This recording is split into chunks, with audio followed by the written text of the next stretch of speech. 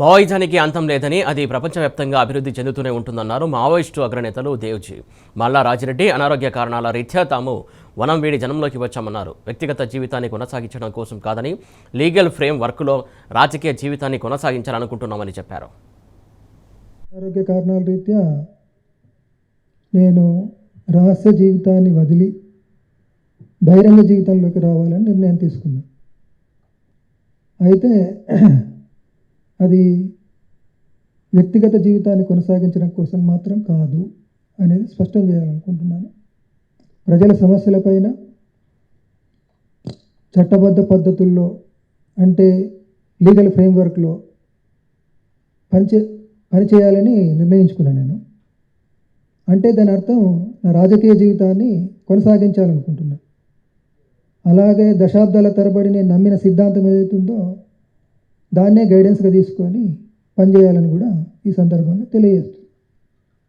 అయితే ఇప్పుడు మన కామ్రేడ్ దేవిజీ మాట్లాడినట్టు మేము రేపు ప్రజల యొక్క సమస్యలపైన ప్రజల తరపున ప్రజలతో నిలబడి పనిచేస్తామని అటువంటిది చెప్తున్నాం. అయితే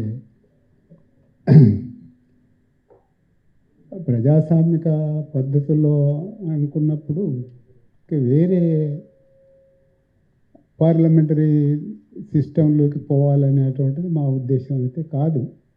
ఇవాళకి ఆలోచించుకున్నటువంటిది ప్రజల ప్రజాస్వామిక హక్కుల కోసం ఎన్నో పోరాటాలు జరుగుతున్నాయి. ఆ పోరాటాలను సంఘటితం చేయడం కోసం ప్రజాస్వామిక చట్ట పరిధిలోనే మేము పనిచేస్తామనేది ఆలోచించి అది అట్లనే మేము ఇంతకాలం ఏదైతే రాజకీయాలు సిద్ధాంతాలు చెప్తూ ప్రజల్ని సంఘటితపరిచినామో ఆ అవగాహన మా నుండి తొలగించుకోము. అయితే అవకాశాలు వచ్చిన మేరకు ప్రజల పోరాటాల వెనుక ప్రజల పోరాటాలతో మేము నిలబడతామనేది హామీ ఇస్తున్నాం. మావోయిస్టు అనంటే మావోయిజము ఎప్పుడూ ముగియదు. ఈ ప్రపంచవ్యాప్తంగా అది అభివృద్ధి చెందుతూనే ఉంటుంది.